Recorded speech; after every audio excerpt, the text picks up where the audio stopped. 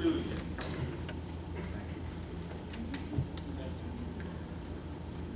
Hallelujah.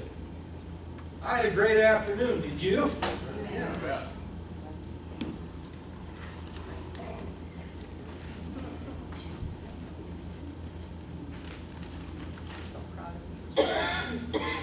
Hallelujah. I want you to know I had a phone call this afternoon from Karen Cedergren. That's John and Betty's daughter. She lives in Switzerland and pastors the church in Switzerland and does evangelistic work and a lot of work in the Philippines, so she has in the past. John passed away this morning. 2 months before he was 90. At 10 minutes to 6 this morning, he went to be with Jesus. And so they're looking for the funeral perhaps on Saturday, and if they do, I'll be going up to it. John did a marvelous work. John and Betty, they went to the Philippines on $25 a month. That's what they had. And then we gave them 100 at that time, and so they had 125. Can you imagine? They went to the Philippines with $125 a month coming in. They went believing that God had said, go to the Philippines and start me a Bible school. And that's what they did. So you know this, I met John. I was we had started Cornerstone, and I was selling printing for the shopping news and stationery and stuff like that, not advertising in the shopping news itself. And one day I stopped there, and Orville Olson was the pastor at that time, and he said, I'm glad you're here because I've got a guy here that you need to talk to. And I thought, why would that be? He said, well, he's one of those Rhema guys, and you know I don't believe much in that. And I said, fine. Well, I met him, and I wasn't interested. I mean, I met him, and he made me think of Charles Capps. Now, I like Charles Capps, but I had never met John Cedergren before. We talked for about 2 hours, and when we parted, I had no idea, absolutely no desire to support him or his ministry. Just didn't. Just, right or wrong, I didn't. He just didn't have much pizzazz. I like people who's got a little pizzazz about them. And so on. And that was, I just let it go. About 2 months later, he was back in town seeing his son that lives here. And he called one morning, on a Sunday morning. As soon as I heard his voice, I started crying.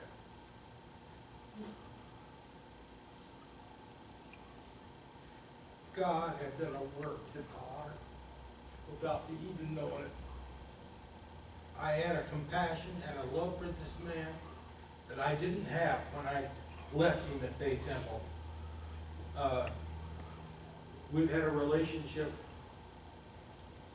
that was probably would have been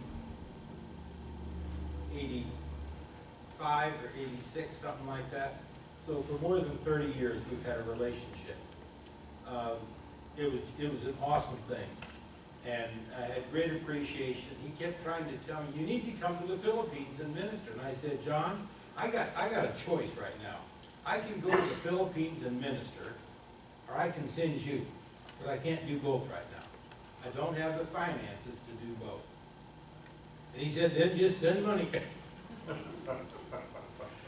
We did 100, then we did 150, then we did 200, as we had the finances. We did 300, then we did 400, then we did 500.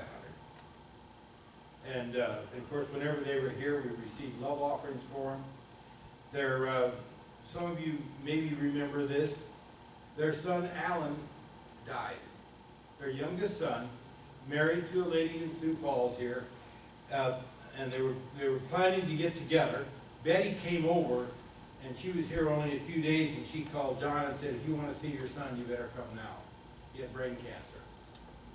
And John got here and had a day or so with Alan, and Alan passed away. John and Betty and their other son's wife's parents came to church that Sunday morning.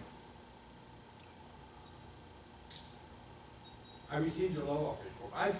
I'm going to tell you, it was a situation. I had just received a $5,000 love offering for a ministry in Mexico for a building. And I thought, I'm thinking, what are we going to do here? People have just gave and gave and gave towards this $5,000. And now I'm wanting, I don't know if I even said what, I knew I wanted $10,000 for them. It was almost Christmas time. They were over here. It was an extra trip they hadn't planned on making. Back in those days, airfare to the Philippines was somewhere around $800-900, depending on how things worked for each one of them.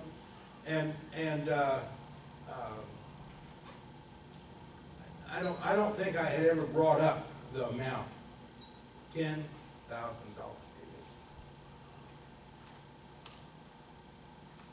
$10,000 after the $5,000 we'd already just raised. And I say, what do you mean just raised? 2 weeks before. And so it was, they told us it was the best Christmas they've ever had. They had money to buy gifts. They had money to pay for themselves. They had money to buy some new clothes, and so on, in addition to the deal with Alan. And praise God. So our relationship goes back a long ways. Loving on them, and of course, their daughter, Karen, was in the Philippines with them. She actually went first and came back and told them about it. And then as John prayed, God said, I want you to go and start the Bible school. Karen worked over there for a while, and then she went to Switzerland, started to work with Filipino people. Most of them speak English, but I think they do, what do you call it? English and she speaks very good Filipino, whatever the language is. So anyway, that is what's taking place in that respect. Praise God for her work. Anyway, we have a guest speaker tonight. Richie, it's all yours, my brother. I asked Richie to administer. I've been wanting to on a Sunday night, and you're ready, right? Yeah. We'll find out. No, you're ready. Guest lapel number 2, Kevin. Am I coming through all right? Can you hear me now? Nope. Guest lapel 2. La la la la. Oh, Father God, we thank you for tonight. We thank you for your word. We thank you for open hearts and minds. Father God, we lift up the Cedarton family. They were faithful. They did what you told them to do. And this is a joyous time. He's with you. His family knows where he is. And they can celebrate his life. Father God, please open our hearts and minds that we can receive your word and it can spring forth and bring forth good fruit. In Jesus' name, amen. Tonight we're going to talk about running the race to win. And I go, Mr. Cedargren, of course I didn't know that when I was getting this ready. What'd you say, Pastor, like 2 months short of 90? Yes. I think he did okay. You know, he finished his race. Well, let's go to Hebrews 12, 1 through 3. Therefore, since we have so great a cloud of witnesses surrounding us, let us also lay aside every encumbrance and the sin which so easily entangles us, and let us run with the endurance the race that is set before us. Fixing our eyes on Jesus, the author and perfecter of our faith, who for the joy set before him endured the cross, despising the shame, and is set down at the right hand of the throne of God. For consider him who has endured such hostility by sinners against himself, so that you will not grow weary and lose heart. In verse 1, it says, lay aside every encumbrance and the sin that so easily entangles us. Let's go to Ephesians 4:22. That in reference to your former manner of life, you lay aside the old self, which is being corrupted in accordance with the lusts of deceit. Lay aside whatever is slowing you down in the race of life or your Christian walk. If it's not edifying to you or to God, lay it aside. Now, do we need to, some people take that a little crazy and think women shouldn't wear makeup or wear their hair in a bun or whatever goofiness. Should you sell all your worldly possessions and go live in a hut? No. But whatever is interfering with you in your Christian walk. A lot of people are against money because, you're thinking about money. Money's your God. No. Well, some people, money can be your God. But I know a lot more poor people or broke people that focus a lot more on money than wealthy people. Because if you have enough in your pocket, you're not thinking about it. And it's okay for you to have money. Just don't let money have you. But lay aside whatever is slowing you down in this race. And is everything a competition? Yeah, it is. My mom used to ask me that when I was a kid. Because me and my little sister, me and my other siblings, we were always racing or competing or something. Is everything a competition? Yeah, it is. It sure is. At work, back in the olden days when I was working in the yard pulling loads and stuff, me and this other guy, we would always have competitions to see who could do it better, do it faster, do it, stack it up. I wish we could still that in some of the newer guys. Just saying. But we aren't competing with other people. We are competing with us. We are competing with the us we should be. Now, one gentleman I heard speak years and years and years ago said, the worst day you could ever have is to meet the person you're supposed to be. See, I disagree with him. Because you can screw your life up for as long as you want to screw it up. God can get you there like that. It might scare us if we saw how we were supposed to be. Our physical self, we might be like, oh my goodness, how have I missed it? But it could also be okay, I got some work to do. Let's step this up. What in your life is getting in the way of you running your race? When we were first married, we were living in Hills, Minnesota. And I came home from work and I sat down at the computer and started playing computer games. About 2 in the morning, my wife's like, you're married. Should you be playing computer games at 2 in the morning? Or something to that effect. Point taken. You need to focus on what you need to focus on,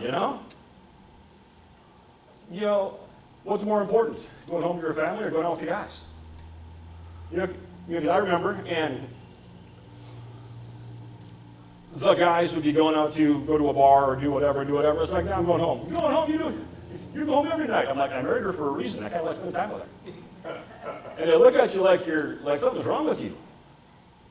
No. I'm going home.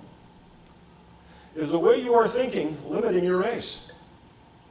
Do you think of yourself as not smart enough, not fast enough, not pretty enough, not talented enough, not anything enough? Do you see yourself as not worthy of even being in the race? But you know what? See yourself how God sees you. Psalms 139:14. Did I give you that one? Yep. Okay. I will give thanks to you, for I am fearfully and wonderfully made. Wonderful for your works, and my soul knows it very well. You are fearfully and wonderfully made. Meticulous.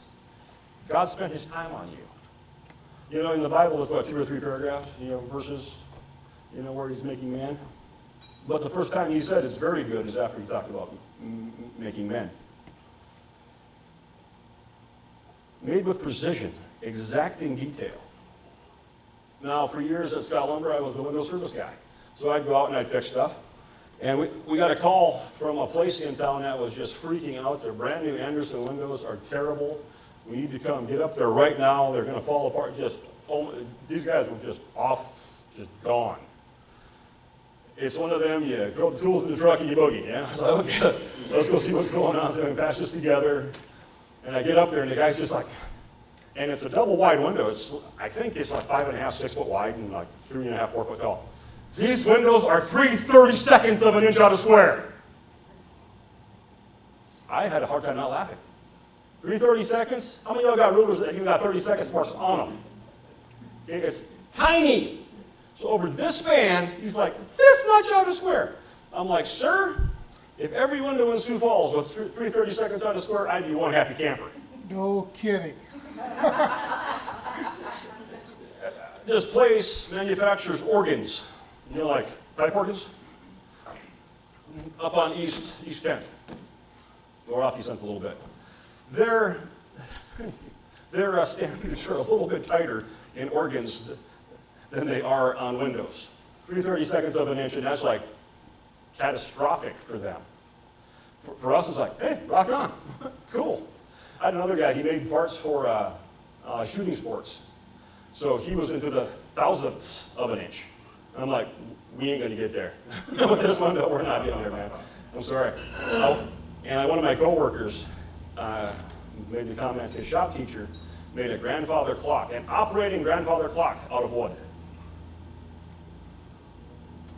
Oh my goodness, I am fired up and I can miter a corner together. You know, woohoo! But he made an entire grandfather clock, working, the mechanic, everything out of wood. That's precision. I wonder how many hours you put in that puppy. But think how God made you. All the synapses in your brain, all the cells in your body. You are beautifully, you are fearfully, with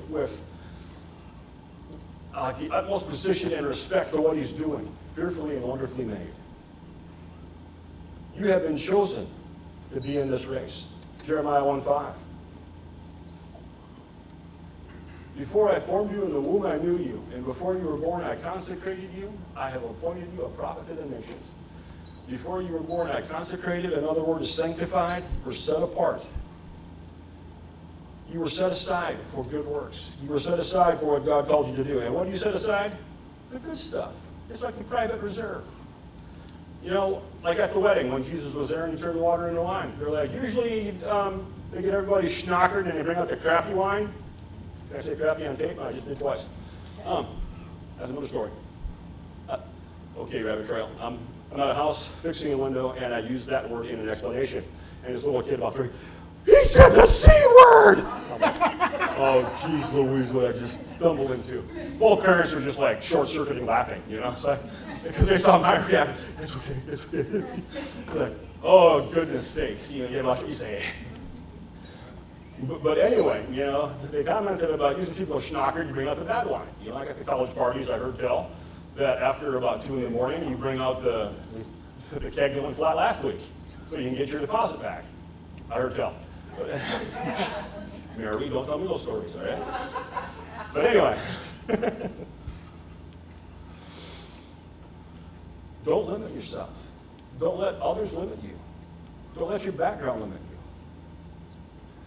you. Yeah, Mark 5, 38, 42. Don't let others limit you. They came to the house of the synagogue official. This is Jairus. And he saw a commotion, and the people loudly weeping and wailing.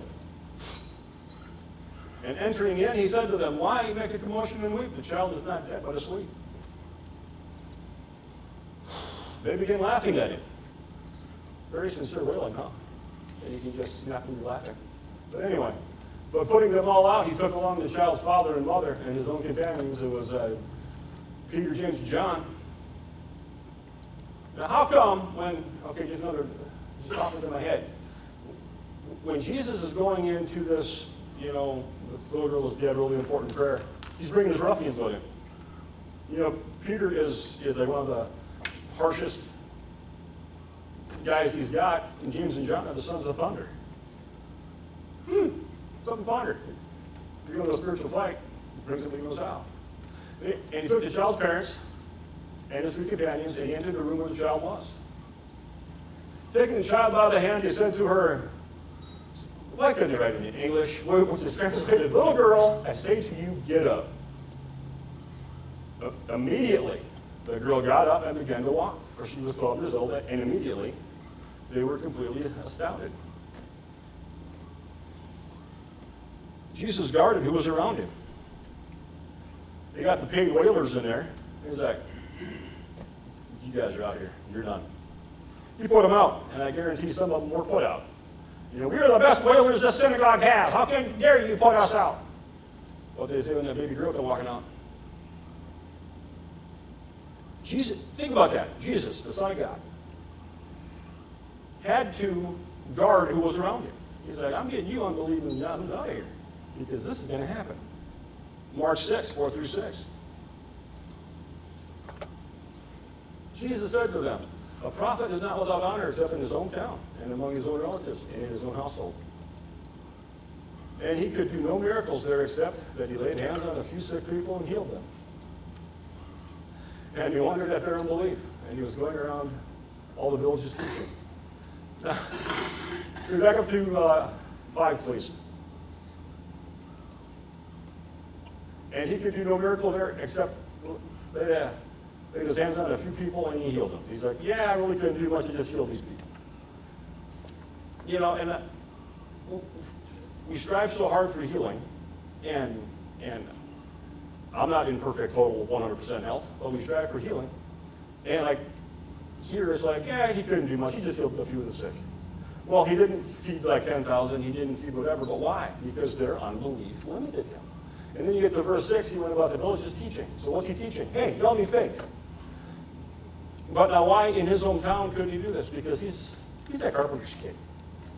He's the one that, you know, and yes, Jesus was the Son of God, but he was still a kid.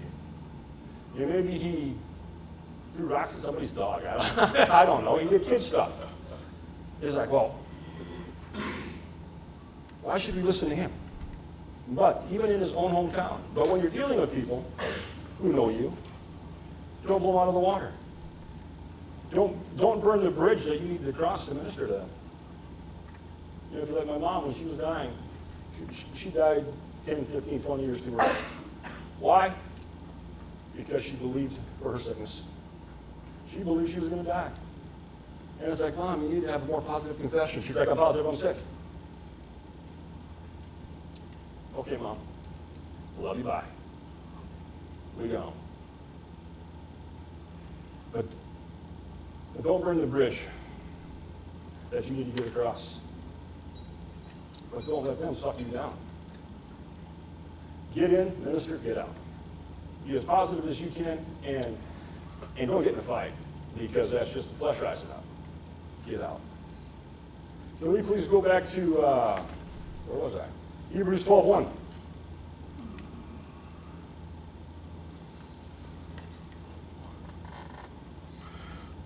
Therefore, since we have such a great cloud of witnesses surrounding us, let us also lay aside every encumbrance and the sin of which easily entangles us, and let us run with endurance the race that is set before us. We need to run with endurance. This is not a sprint. We need to be in it for the long haul. What would have happened, or our Bible would have changed dramatically if the prodigal son comes back and dad's gone? Guys like that, it's not worth it. It's not worth living like this anymore. You know, my own kid doesn't listen to me. Why am I holding these standards? It doesn't work. I'm gone. What happens to that prodigal son then? He comes to that door and dad's not there. Dad doesn't live the same way anymore. But dad held with the ground.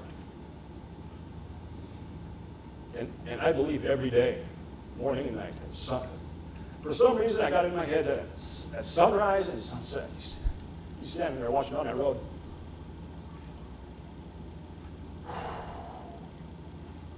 Naaman, the Syrian.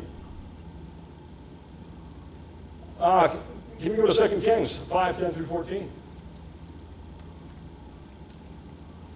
Elisha sent out a messenger to him, saying, Go and wash in the Jordan 7 times, and your flesh will be restored to you, and you will be clean. Now, Naaman the Syrian general. And he's furious. And he went away and said, Behold, I thought he would surely come out to me and stand and call on the name of the Lord, his God, and wave his hand over the place and cure the leper. Are not Abana and Pharpar, the rivers of Damascus, better than all the waters of Israel? Could I not wash in them and be clean? So he turned and went away in a rage. Then his servants came near and spoke to him and said, My father, had the prophet told you to do some great thing, would you have not done it? How much more then, when he says to you, wash and be clean? So he went down and dipped himself 7 times in the Jordan, according to the word of the man of God. And his flesh was restored like the flesh of a little child, and he was clean. What happens if he goes back to the river in Syria?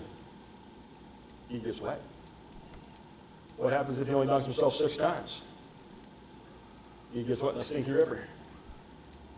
And he was letting his preconceived notions get in the way of him getting healed. Because in verse 12, he's talking about, why didn't he come out here and say the magic words and wave his hand and do a dance and whatever else? And he's cranked up that Elisha didn't go out, he sent his messenger out. Because he's this big bad king, or he's this big bad general from Syria. The king of Israel is scared of him. He wants me to heal him? He set me up because when we can't do this, he set us up to kill Saul, basically. But no. And then his people are like, if he would have gave you some big, terrible, horribly hard task, you'd have done it without question.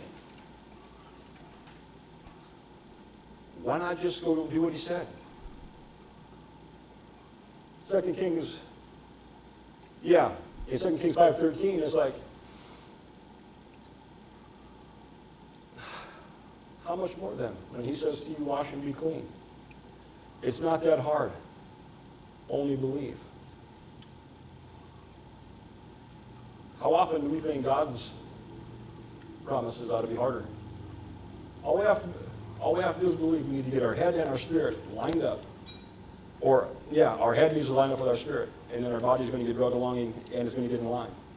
God says we are healed. God says we are prosperous. We need to get us on that boat. We need to get us lined up with that. We each have our own race to run, but we all have the same goal. To be as much like Jesus, as we can. 1 Corinthians 9:24. Do you not know that those who run in a race all run, but only one receives the prize? Run in such a way. Run in such a way that you might win. Don't run, it's like watching little kids play baseball. They're out there looking at butterflies, picking flowers, counting ants. And when they get to a little higher level, you're more competitive, they're not doing that. They're actually watching a game. They're paying attention. We need to pay attention.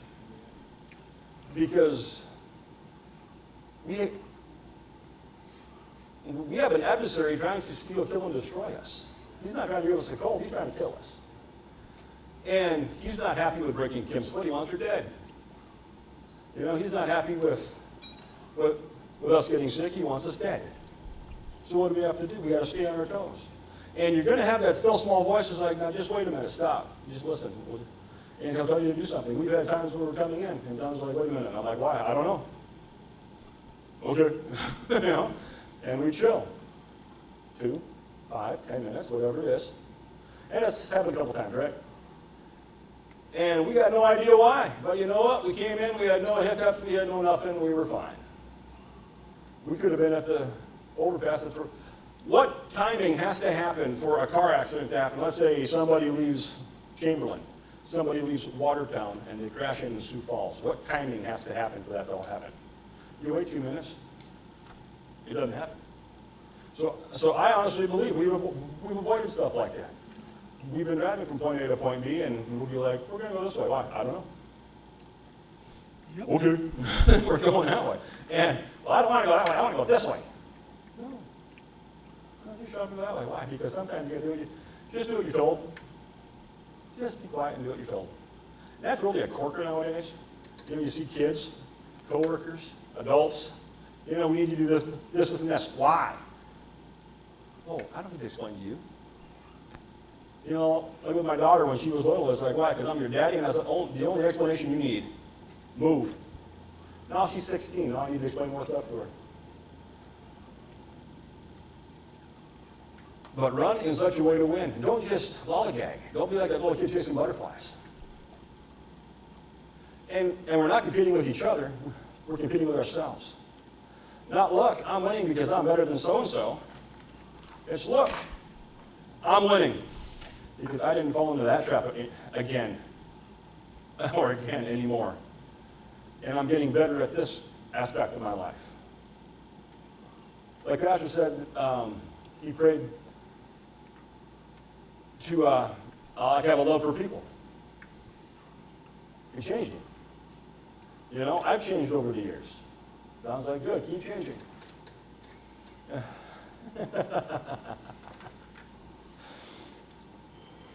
But it's the continual improving. It says he's the author and perfecter of our faith. Yes, our faith should be perfect when he's all done with us. Yep. Like I shared, but I had no desire. I didn't care if I ever saw John Cedar again. There was no desire for anything, you know. But during the 2 months that between that and when he showed up again with a phone call, God had done a work in me that I didn't even know he'd done. Have you thought of him between then? No. Mm-hmm. If somebody would say something, say, yeah, you got short hair like Charles Capps, you know, Yep. there was just nothing there. You know, God was doing something in me. Exactly. We get changed. We get better at things. And that's the part of winning the race, or running the race to win. It's like, I'm getting better at this. I don't fall into that trap. And it's a race we run to win. And as we do, we help as many people as we can to win also. Galatians 2:2, please. It was because of a revelation that I went up, and I submitted to them the gospel which I was preaching among the Gentiles. But I did so in private to those who were of a reputation, for fear that I might be running, or had run in vain. This is Paul going up to Jerusalem to talk to the founders of the faith, might be the wrong term, but like Peter, James, John, and those guys. Paul is making sure he's on course. He's like, I'm out here teaching this stuff. I better make sure that I'm plugged into the right socket. Am I running in the right direction? You might be making great time, but if you're going the wrong direction, it doesn't work. We had a former coworker. He was got his load, and he sees the thing, and it's like Alexandria. He's like, how do I get to Alexandria? He's like, they're like, hop on 90 when you see the sign, get off. This was like just pre-cell phones, okay, where everybody had one. And 2 hours in, the contractor calls. He's like, man, when's that truck getting here? They're like, he left here like 2 hours ago. We should be there. Alexandria is only, what, 50, 60 miles that way? Yeah, it's just before Yankton. And waiting. Finally, he calls. He's like, man, where's this Alexandria? They're like, you grab on 90 until you see the sign. He's like, I made it to Albert Lee. I haven't seen the sign yet. Ouch. He was thinking Alexandria, Minnesota. So he was making great time, just in the wrong direction. And Paul went up under revelation. God told him, he's like, you need to go up there. And I don't know if Paul argued or not, but God told him, he went. Why? To help Paul. To reinforce what he was teaching. And to help the establishment know that Paul was on the right track. Because they're hearing things about Paul, this guy that used to kill all the Christians, and there had to be a little bit of a, really? Do we really trust this guy? It's like when you want to print certain documents, you got to hit the, do I really want to print this page? You know, you got to click like 18 times. They're like, do we really trust this Paul? When he comes up, he's talking to them, and you see what he was teaching. He's like, yeah, he's doing it right. Doesn't line up with the word. You know, and what he taught was received from Jesus. It wasn't polluted by church doctrine or the Pharisees. And does it line up with what the people with good fruit are saying? But he did so in private. He didn't do it all public. And he went to those who were of reputation, the ones who had a track record. So when we're running our race, we can check ourselves. Are we doing what we're supposed to do? Are we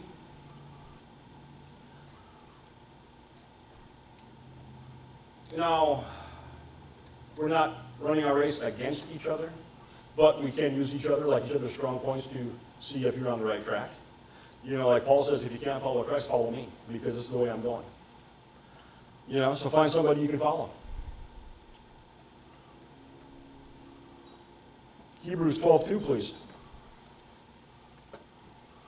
And fixing our eyes on Jesus, the author and perfecter, or finisher of our faith, who for the joy set before him endured the cross, despising the shame, and has sat down at the right hand of God, at the right hand of the throne of God. Fixing our eyes on Jesus. He's the target. He's the target we're aiming for. That's what we want to be like. Ask Warren, if you're not looking where you want to look when you pull that trigger, bad things are going to happen. Unless there's a fence post in you, what you don't see. When I was in high school, I went bow hunting. I am like Robin Hood, all right? I'm going to go out and kill me this deer. I'm like, okay, cool, rock on.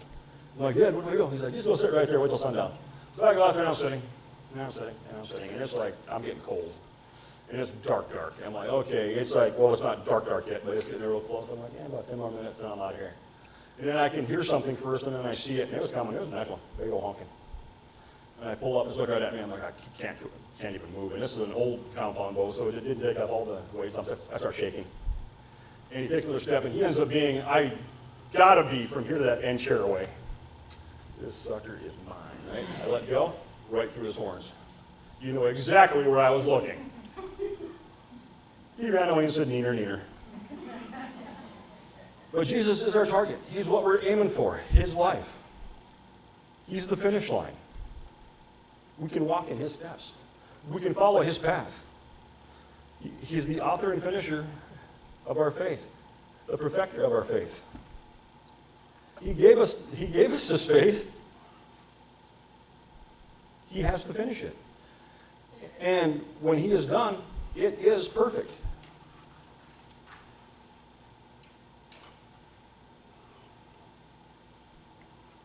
Hebrews 11:1. Now faith is the assurance of things hoped for, the conviction of the evidence of things not seen. He put the hope in our hearts. He's the one that, maybe I can do this. Maybe I can live right. Maybe I can reach my family. Maybe I can do this. And he opened our eyes for what to hope for. And if he started it, he has to finish it. And the faith you have is the faith you need right now. Because we're going to grow, and you're going to run into things where you might need, I don't want to say more faith, because we all have the measure of faith. But our faith gets stronger, or we learn how to use it better. Might be a better way to say it. Hebrews 12:2, please.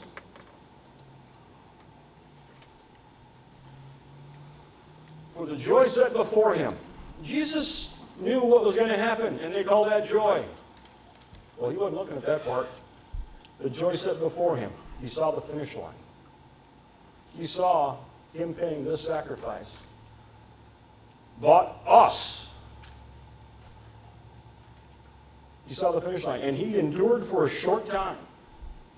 And he paid the price for us to be saved for eternity. Now, it's like giving birth. And when they're like, how do you know anything about giving birth? All right. After hour 47 of my wife's labor, and I'm trying to sleep, and nurse was really mean to me, told me to wake up and be there for my child's birth. I'm like, leave me alone, I'm trying to sleep here. She didn't like that answer. Don't care. I thought it was funny. You go through these pains and this just not coolness at all, and you get this beautiful little baby.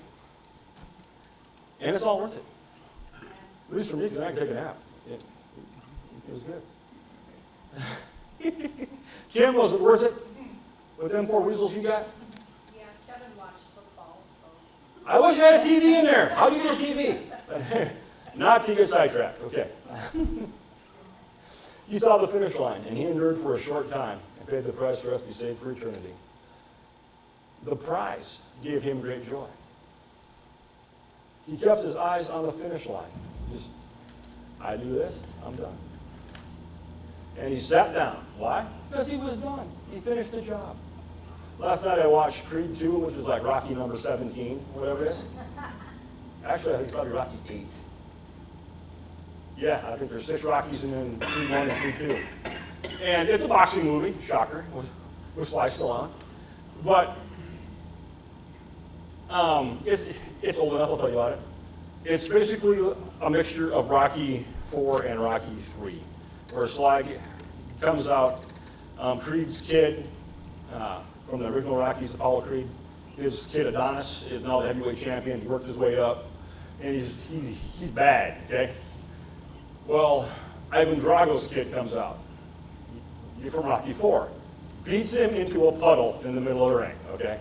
Like breaks him. He gets to the point when he's mad at Rocky, blah, blah, blah, the old man soap opera thing, and then he finally realizes, okay, we're going to train, we're going to do this. He sees the finish line. It's like, yes, he wants his title, or he's going to keep his title, but he's fighting for him. He's fighting so he can look at himself in the mirror, and now he has a baby girl and all this stuff. He's like, now I know why I have to do this. I understand this. He saw the prize. So getting in this ring and getting a Sioux kick out of him again was worth it to him. Hebrews 12:3. Consider him who has endured such hostility by sinners against himself, so that you will not grow weary and lose heart. Consider what Jesus did for you. Follow his example. Go until it is finished. Just maybe one more step. Or that's song by Hillsong. Devil, not today. Not today. The devil might tell you, whatever, this sickness is going to kill you. You're going to go broke. You're going to lose your house, whatever. No, devil, not today. Not today. Or like a Rocky, whatever. One more round. I can go one more round. Don't lose heart. And when you walk into the Living Word Church up in Brooklyn Park, you got a big old thing painted on the wall that's like, if you don't quit, you win. And absolutely right, because we just keep going. Why? Because we know the end of the book. Okay, worst case scenario, we go to heaven. Shucks. Like Colonel Ammerman used to say, heaven's not that bad. Yeah, don't lose heart. Don't quit. Keep swinging. Any questions? All right, let us receive tithes and offerings.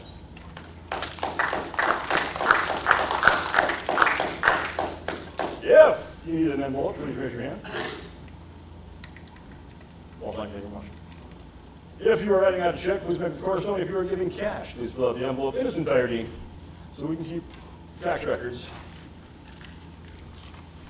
And we will get it to the proper authorities. Meaning Trish, not the IRS. It's the same. September 29th, that is like next Sunday. Hot and blast, 6 p.m. Bring a favorite food dish here. Don't bring some nasty thing you make. Bring something good, all right? We don't want nothing yucky. You're doing a great job, Chris. You bet. Absolutely. Yeah, but someone might be very tasteful to What's somebody that? else. What's yucky to one person might be very tasteful, yummy to somebody else. That's very questionable. Well, see, some people like their hot dish. I think they're goofy in the head. Now, I'm probably one of 4 people in the upper Midwest that doesn't like carrot hot dish. And I don't know why I don't. All the ingredients are okay. Put them together? No.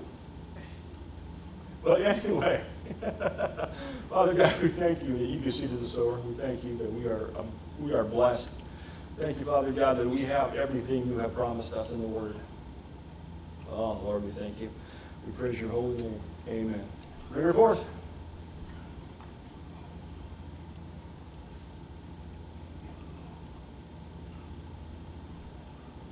Go ahead, George, please pray over the offering. Lord, we thank you for your time to sow. God, that your blessings, protection be upon these offerings. It was great for every person in Jesus' name. Amen. Who's good, Jeff? Rich, talking about you just talking about, I used to play racquetball, and once I learned how to play, I really liked it anyway.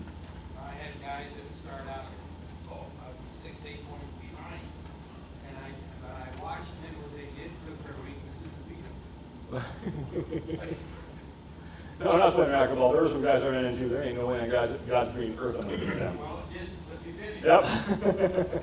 One day, Barbara Miner's, because there had been a funeral, and Barbara Miner's brother and son, whatever, were in town, and they were racquetball players. And so we decided we'd meet over at Sanford, and I was there before them. And the guy walked out of the court, and I thought, he looks like he knows what he's doing. I said, you win? He said, no, I didn't have anybody to play with. I just hit it around. And I said, well, you want to play a game? I knew instantly when he hit the first ball, I was in trouble. He was, where I'd be like a C player, he was an A player. Oh, yeah. I'd seen him in the newspaper before, but I didn't know this was that guy. Well, exactly. I played a lot of racquetball in college, and I was in 4 or 6 tournaments, and that's just like college tournaments, you know, like sign up sheet, you're having a tournament Tuesday, not like a real tournament. And I found out I was about a C minus player. Played a couple of guys that were A's. I was like, are you kidding me? I think they tried hard about the first 4 points, and then they didn't have to anymore. Well, because, you know, you try to hit the ball before it bounces. Well, them dogs hit the front wall. That ball don't get any more than that off the ground. It's just screaming and it hits the back wall. It's like, I think I saw it. You know? It was fun. I always wanted to play somebody that was really good. Oh, yeah. And I never had. I played guys that would be like me or whatever. And so this guy was good. Exactly. One other racquetball story that really has no point to it whatsoever, but I find it amusing. Me and a friend of mine, we were in band together, and we were out on a band tour. We're up in Colorado. And it's like they had this big skit going on, and he and I were both 25, you know, like little kids. And so we talked to the conductor. He's like, okay, they got a racquetball court down here. Can you build tonight? He's like, see ya.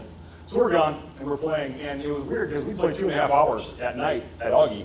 And we're breathing hard, but hey, no problem. In Denver, about an hour in, you are sucking air, right? Well, we're playing, and Gary smacked the ball pretty good. And he's serving. No, I served. He was behind me. So I served, just off the wall. Boom! He hits it, and as soon as I heard it hit his racket, I'm like, this is going to hurt. Right back of the head. Boom! Wow! But as soon as I heard it hit his strength, I'm like, this is going to hurt. It went through my head. And I don't know why, but and actually get hit back of the head, probably about the best place to get hit, because there's nothing, there's nothing up there. And I was like, I know. But, it doesn't bruise, it doesn't make a contusion. It's just like, boom! Wow! Then we laughed about it. But it was just, as soon as it hit, he's like, yeah, it's going to hurt. But that was crazy, man. You get up there, you are sucking wind so hard, your lungs are just fried. Okay. But anyone like prayer? For racquetball injuries or anything else? All right, you are dismissed.